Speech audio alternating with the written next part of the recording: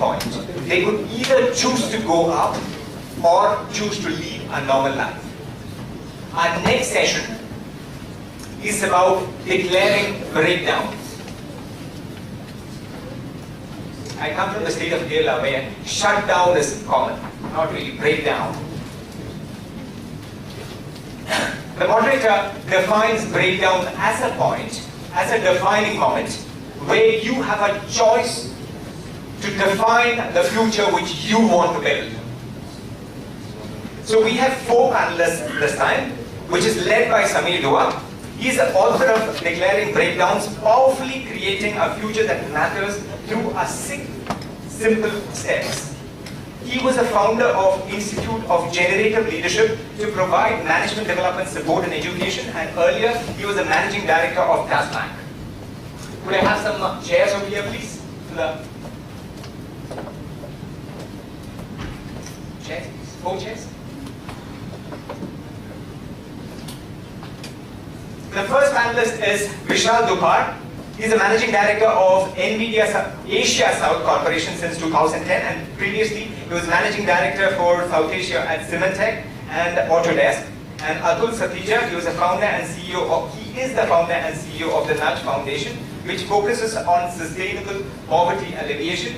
And he was earlier the managing director of InMobi and the head of business development at Google. And the third one is Jagdish Chawla. He is the CEO of Avirate Global, and previously he worked with retail giants like Reliance, RPG, Spencer's, and Lifestyle. Could I welcome all the panelists on the stage, please?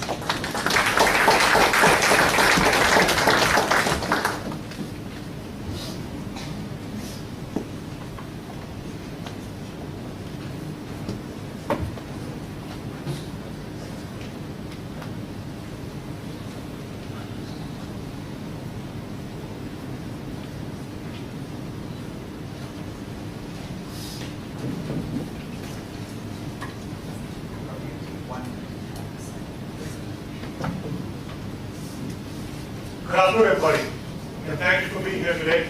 So we're going to talk about declaring breakdowns. This book has recently come out, published by Sage. It's been presented as a new leadership move. I have a phenomenal panel, and you've heard their brief profiles here. Each one of them, in my assessment, has declared powerful breakdowns, which is one of the reasons I invited them today for this session, to hear from them. But before I invite my panelists here to speak on declaring breakdowns on this topic and connect this topic to their life, I will quickly give you an introduction to this whole idea of declaring breakdowns. Declaring breakdowns is a book that invites you to several practices. It says leadership is not a concept, leadership is a practice. And the book invites you to several practices. It invites you to a practice of becoming aware of a flow that you may be in. It states that all of us as human beings are in a certain flow already. Whether in a relationship, we're already in a flow, in our teams, in our organizations, or organizations for that matter are in the flow, and this flow is going to take us to a particular default future. That default future is the future that is probable yet almost certain. It invites you to become aware of that default future and asks you, are you okay with this default future? And if you're okay with this default future, great. However, if you're not okay with this default future, it invites you to declare a break and design a new future. So this is the entire theme around which this book has been written, and there are 6 simple steps that have been created for the purposes of the readers to apply these practices in their life. So I'm just going to invite each of my panelists to sort of come in at this stage, and I have with me right here Atul. Atul's life is phenomenal. I'm quite a fan of Atul. Atul decided to leave a high-flying corporate job and decided to take care of what matters to him. And social equity matters to him. He gave up his job, set up a foundation, and he's causing magic in that area. And in my assessment, he declared a breakdown in his life. So Atul, why don't you tell us a little more about how you see all of this, inside of your life?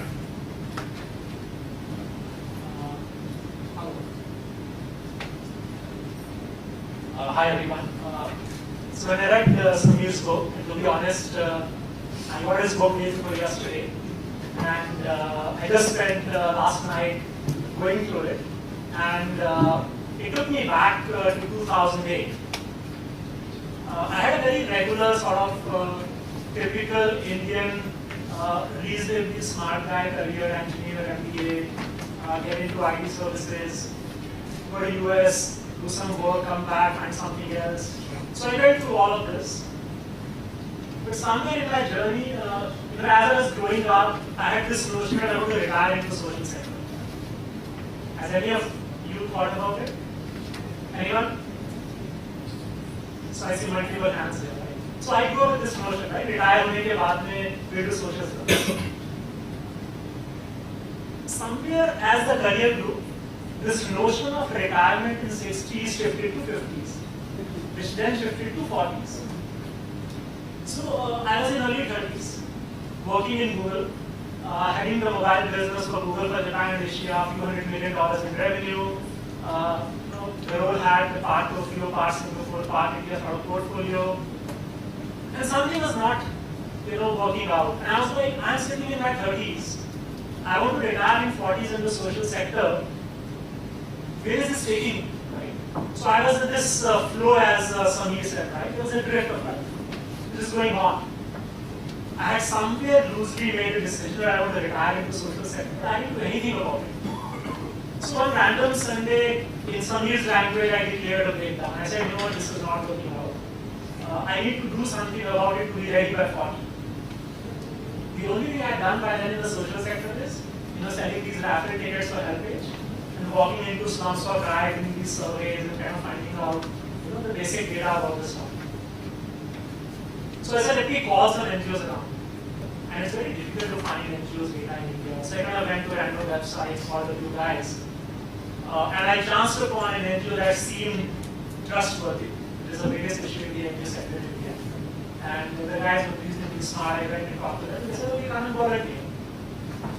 So I started doing that. The idea was for me to get ready at some point in time to leave the sector.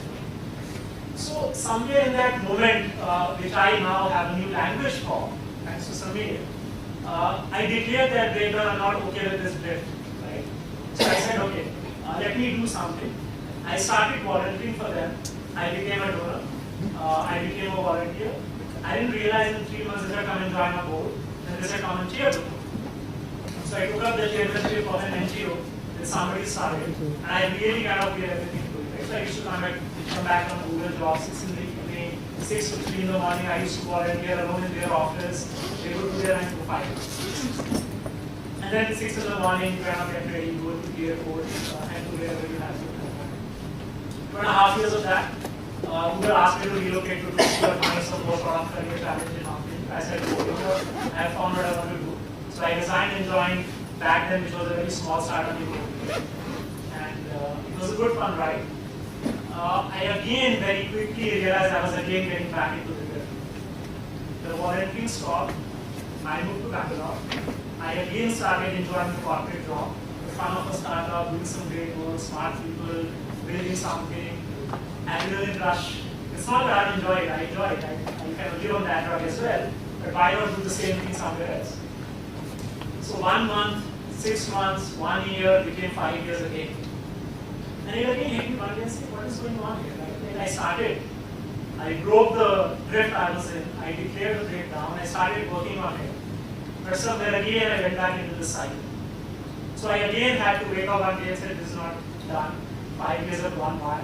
So I remember 2014, New Year holidays, I come back and say, who is the movie founder and CEO. I said, I need a break. I want to go back and do what I really care about, which is social equality, poverty, and the social side. So we had a 6-month off-ramp design plan. So 1st July last year, I sort of said goodbye to corporate sector once and for all. and started, which is now called the Nudge Foundation. And it's been 1 year, amazing year. We have 4 Gurukuls, as we call it in Bangalore, 1,000-seater capacity, 65 people. And then gave me the first seed grant. Tata Trust came on board, social venture partners came on board, 15 corporate partners, and it's been probably the most gratifying year of my life. So, in a way, thanks for giving me new language and making me far more sensitive to what I do, right? So I can probably cash these trips once in a while. Beautiful. Now you know why we have Atul here, sitting here. Clearly, it's about the several breakdowns that he's declared over and over again. So it's not about, you declare a breakdown and you're done.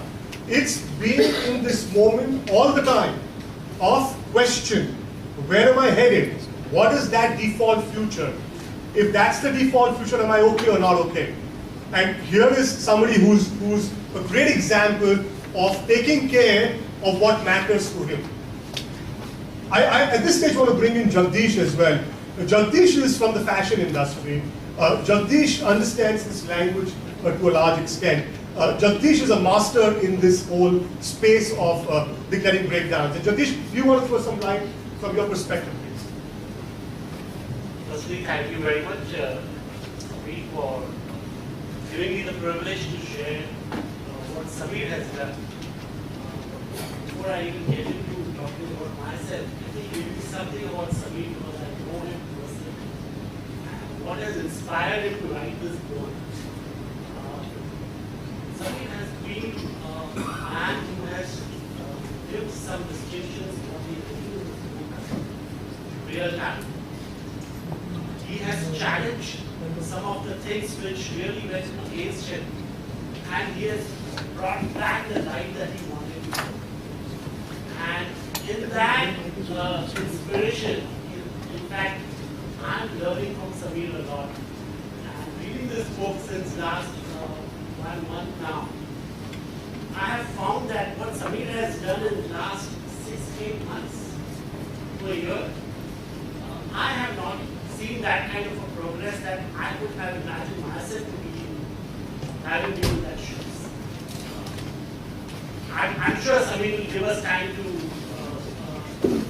actually interact and share with you what he has done in his life and how he has brought this distinction to everybody here.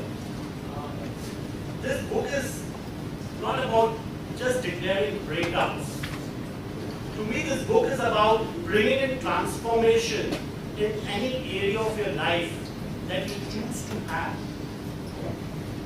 I would suggest that you buy this book and before you buy this book, you decide whether you want to really make a difference to yourself or somebody in your life that is going to make a big difference.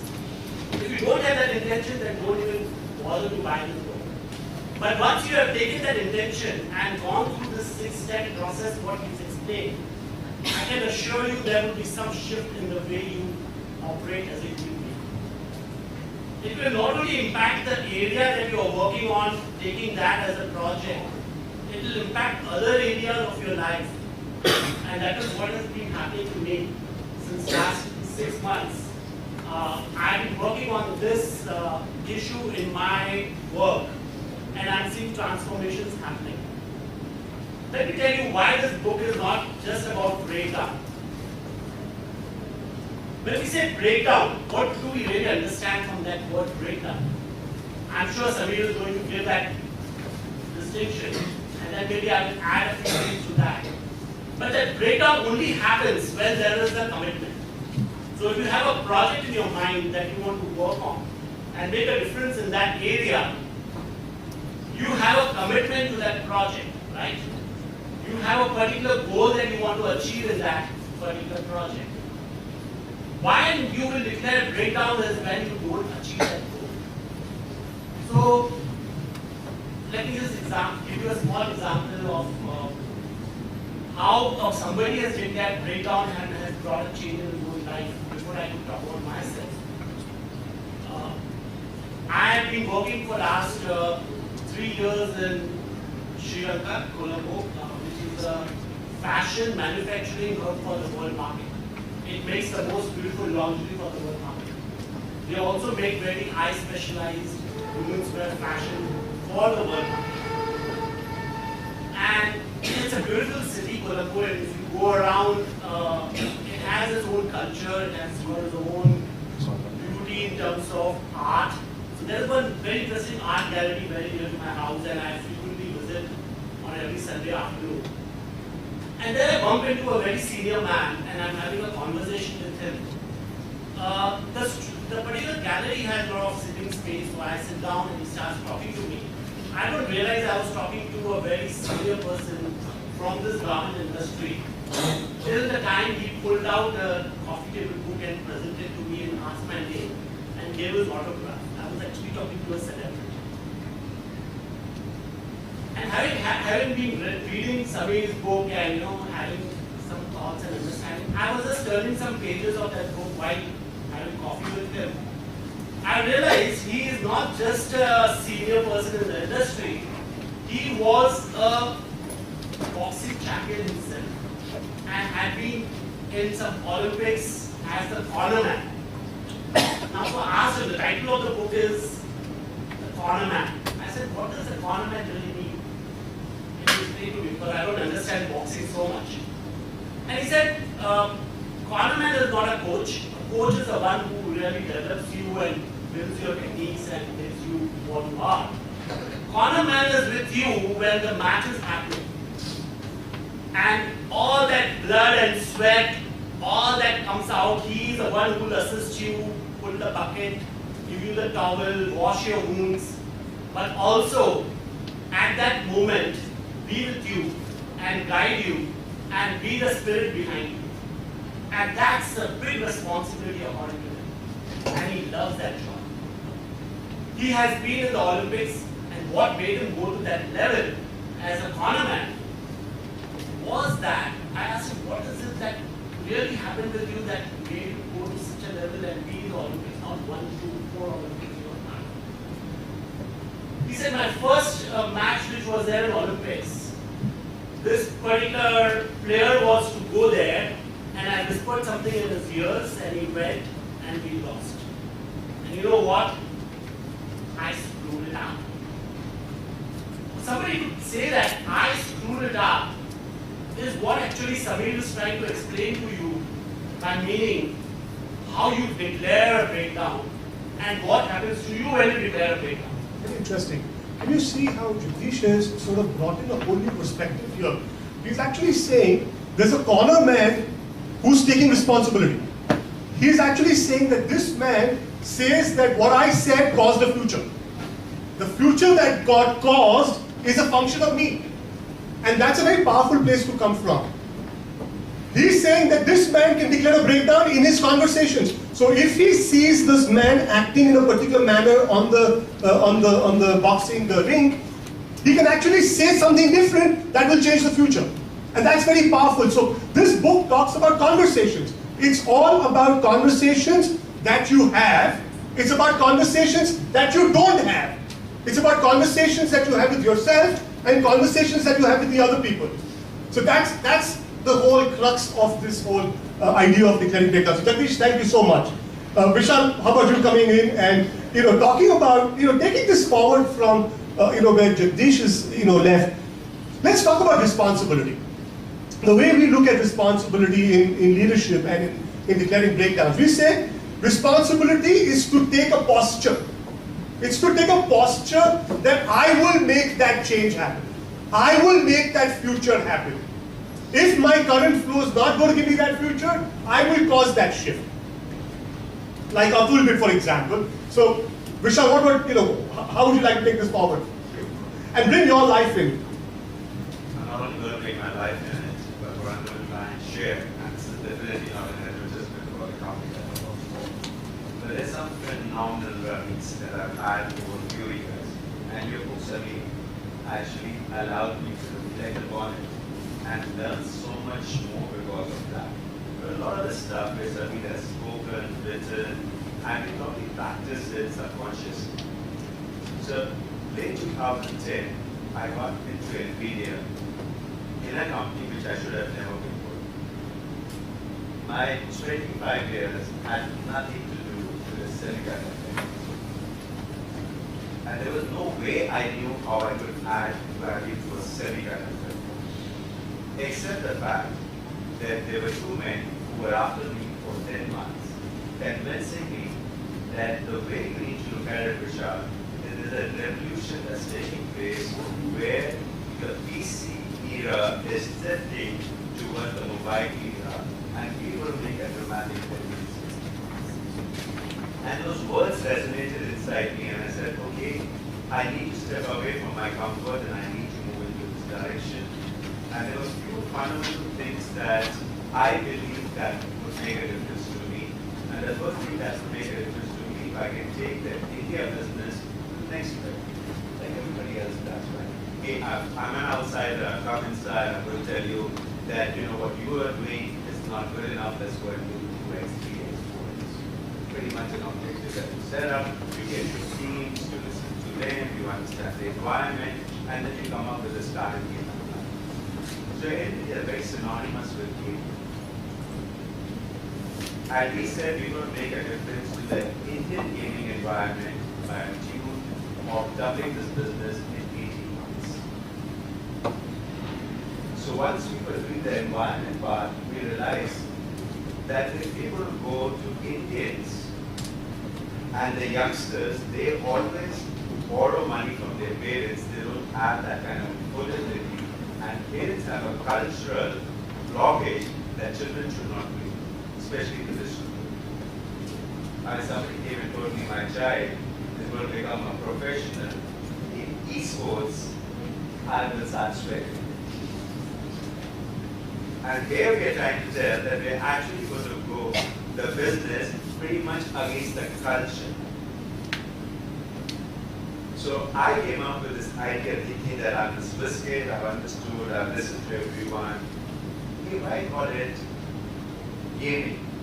The parents love to listen to music, they love to see the movies, they like to do many things which we call as multimedia. Why don't we position this product as a multimedia solution rather than a gaming solution? I thought it was very innovative. 18 months down the line, my business just did not move. And he said, there's something which we are doing wrong. And I said, look, I think I messed it up. What is it? And this was my learning. And NVIDIA was built on the foundation of visual computing. The biggest application for visual computing was gaming. They had been extremely successful across the world. And they knew how to make a difference in every country. We were getting scared that the elders of our country will not allow gaming to exist. And we were trying to go around that part, which was a blind spot for us. We were trying to say that, hey, this is culture, let's name it differently, but we had no resources to push that aspect of it. What we had was gaming resources. At one stage we said, okay, let's be bold and now decide that gaming is there, and we're going to make all the goodness about gaming known to people. So we then started talking about gaming, saying that, hey, even as a youngster, when you start gaming, your mind remains agile, you're involved in the right things. Some of the best business people who have come in, whether it's Steve Jobs, Bill Gates, including our founder, Jensen, they've all been gamers. Because once you're in any game, you also want to understand the technique behind it, the rationale behind it, just like how Devta explained. And once you get into that aspect of it, you start understanding how to apply that. You could also do something different, like you might just decide to be a gamer and be happy about it, or just become a support person like a corner man. And you can do many aspects around it. And once people start understanding that, then the gaming will do. Now what we could achieve in 18 months, we actually applied the NVIDIA lens because that was the resource. We applied the Indian part, and we actually doubled that business in 9 months. So it took us 27 months instead of 8 months, but we doubled it because what we found is that there's no point applying the blind spot because my vision said change the culture. My vision said that, hey, let's remain with the culture, and that's the wrong thing. I made a claim in the beginning, and I said that the book says that each one of us has a certain blindness. And that blindness means that we don't even know that we don't know. See, if I know that I don't know, I can go and learn.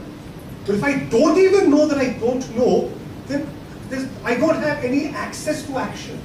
My access to action comes when I know that I know, or I know that I don't know. But when I don't even know that I don't know, I have no access to action. And when he talks about, Devdutt spoke about meaning, and he spoke very powerfully about artha. And he said it's all about meaning. And can you see, NVIDIA spoke about meaning, where he made the meaning, his group made the meaning, that the culture in this country would not permit gaming. So he made it multimedia. And in that, he was blind to his own blindness. He was blind to the fact that this assessment predisposed him to a certain default future. So the book says that every meaning you make actually predisposes you to a certain future. And you don't even know that you don't know that. That every meaning is predisposing you to a default future. And this book invites you to unveil or to reveal your blindness. So at this stage, I'm going to invite each one of you to come in and speak a few words or a few sentences and tell me, Atul, what blindness did you sort of unveil of yourself? What blindness do you see in the industry today? Just give me a little bit about your view on the blindness or the lack of access because of the construction of the meaning that we are creating ourselves here. What are your thoughts? Just a few words, few sentences. I take an example, not of personal blindness, but certain defaults that we see. So I have an example from the previous companies, China. Right? So normal notion is that digital companies in particular do not succeed in China. And it's a well-published story now in media. But when we entered China from InMobi, the common wisdom was that companies don't succeed in China. That was a default feature. We internally debated a lot with non-China, not and we went there and said, let's try.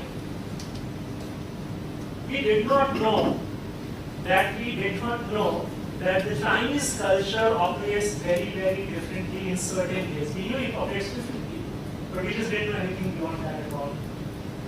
So we started hiring people. I built my entire China sales team blind to that blindness. If I knew that this is an issue, I would spend more time on it. I did not. So we hired people like we hire in China, fixed salaries, very little salaries, build the whole team. Nothing moved for like 6 months. And we thought something is wrong. So there was a serendipity that kind of made us aware of the blindness, right? So somebody in the team comes and said, you know what, you have the worst sales team in China, sales agents, across sectors. And you're like, why is that so? He said, you don't realize that in China, every company pays 70-80% variable.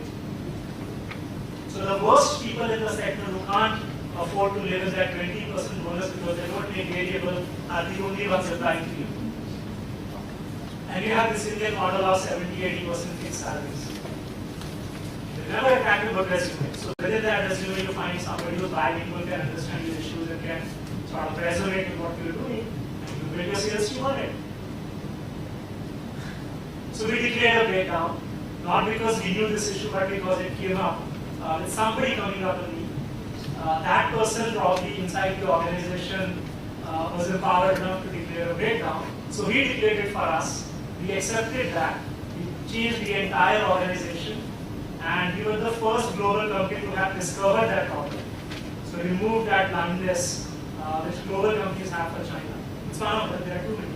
And now InMobi China is a story. It's a case study on how to build that business. Fabulous, fabulous. So the blindness is taking actions away from us. It's a barrier, and we can't even see it.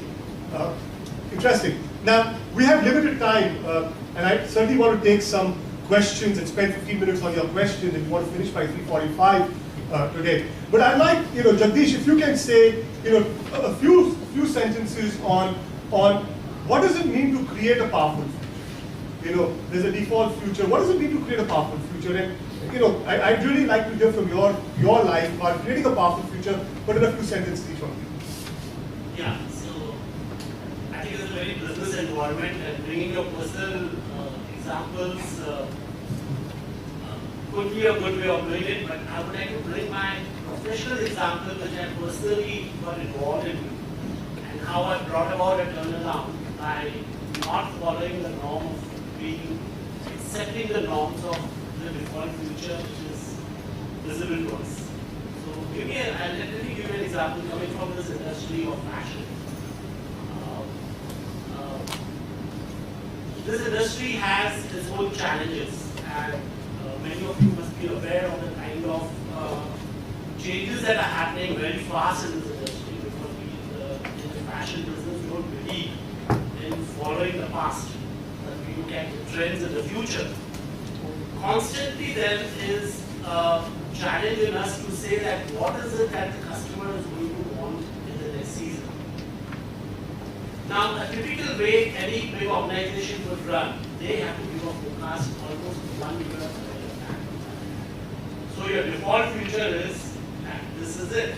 I'm going to make this kind of prediction, which is going to go in the market in the next 12 months from now. So the default future is the business will happen the way it was happening. So 12 months from now, how the business is going to change, I have to decide now, seeing what is happening in the market right now. So how do you disrupt this particular way of doing business? Because this is going to result only in 60% of what I produce and sell. And that's a default future. And with that, this very little margin that I'm going to make, and there's not going to attract any stakeholders to put money into this business. And we keep doing this because that's the way the whole tradition of this industry is. There are 2 seasons, we have to follow the seasons, and we have to be in that market, and we have to behave the way it happens. So what's the future you created?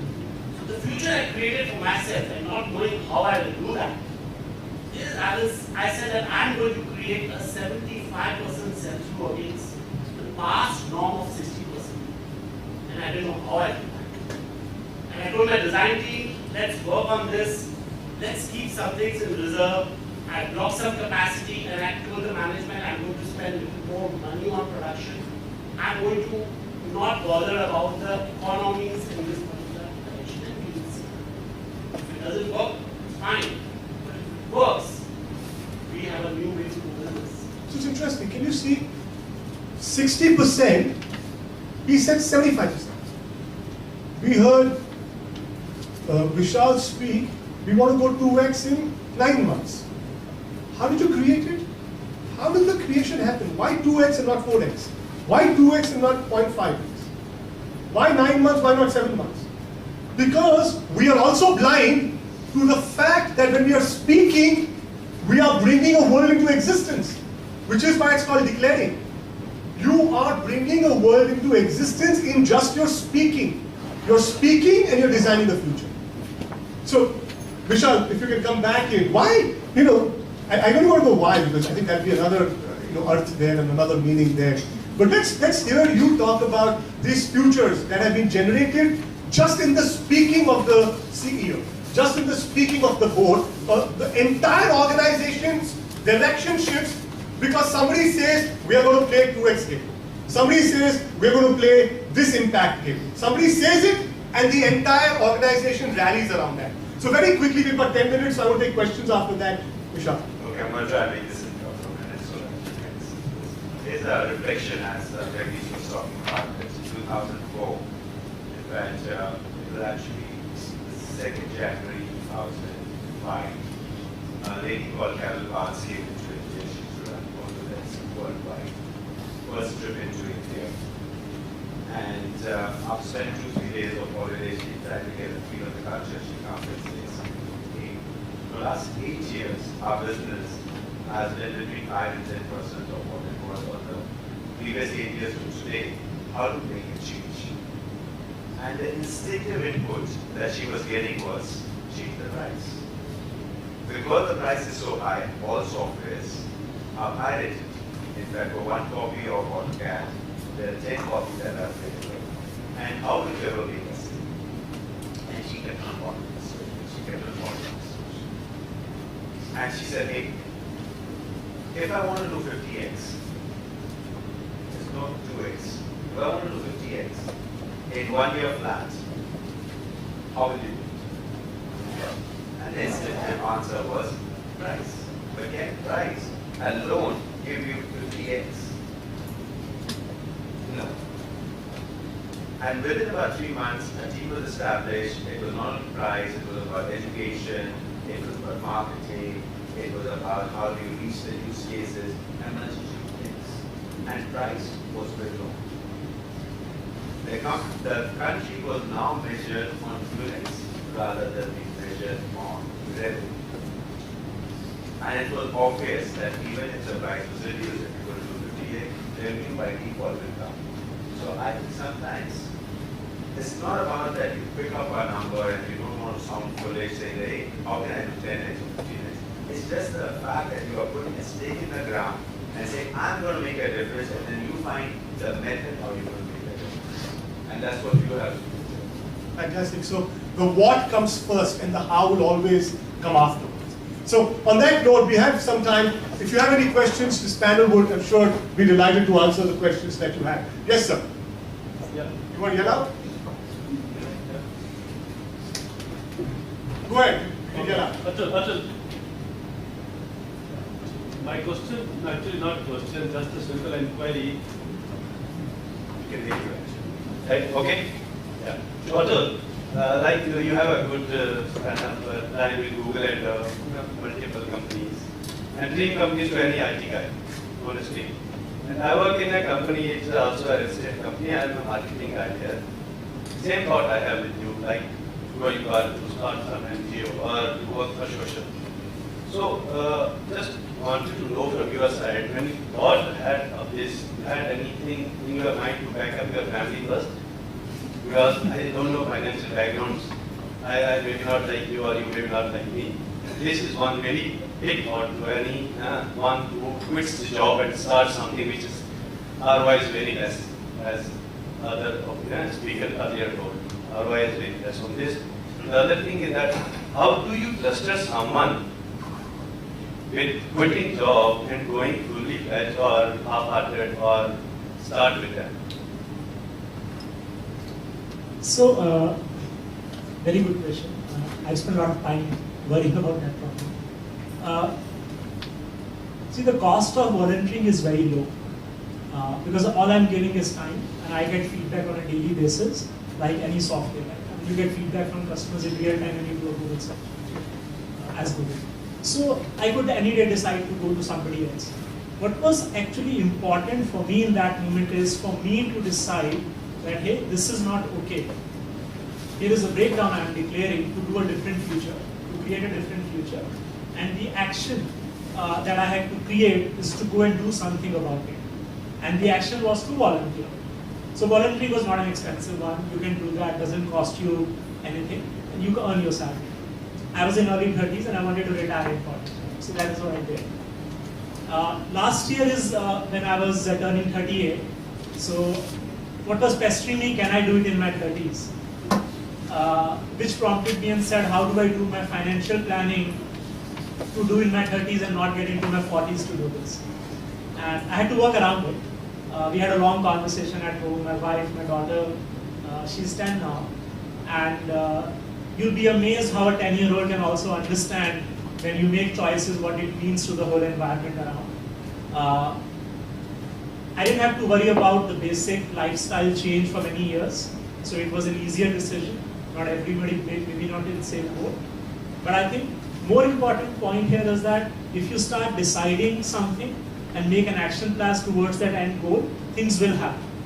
It's in your hands, right? This responsibility, the ability to respond to the today that you have to create your future is very powerful. One thing, just just add on to you. Most of the NGOs, when they get money from outside, they don't show any transparency on that. So honesty, it's an honest statement, okay, not mine. But whatever is, this is a concern from our Indian culture, like what is the salary which I get? Sir, I think we should take another question Yeah, quickly because we're running out of time. Okay. Yes, sir, please, you have a question? Thank you so much. And Atul is offering to speak to you offline as well. Yes. So the panel, anyone can pick up. So I'm a leadership coach who works with the purpose of life. So that's what the first thing. And I mean, how do you guys define the book? Anyone? So, one of the things the book speaks about, if you see the title of the book, it says, creating a powerful future that matters in 6 simple steps. So we're not inviting you to design a future that does not matter to you. So the idea is to get present to what are the areas of your care. What cares do you have? For example, he has a care of his family, daughter and wife. He has a care of finance. He has a care of giving back to the society. So his actions are taking care of all the cares that matter to him. Now these cares may or may not matter to me, or may or may not matter to you. So are you designing a future of choice in areas that matter to you? Are you taking responsibility, meaning that you're going to be at the source of making that happen and taking actions for that? Thank you. One last question. Some people here put their hand up, right? Yes, please. In case of a breakdown of a particular activity or something, have you any of you really switched over to another career or another activity and recovered? Anybody particularly you want to address? Anybody would like to answer this?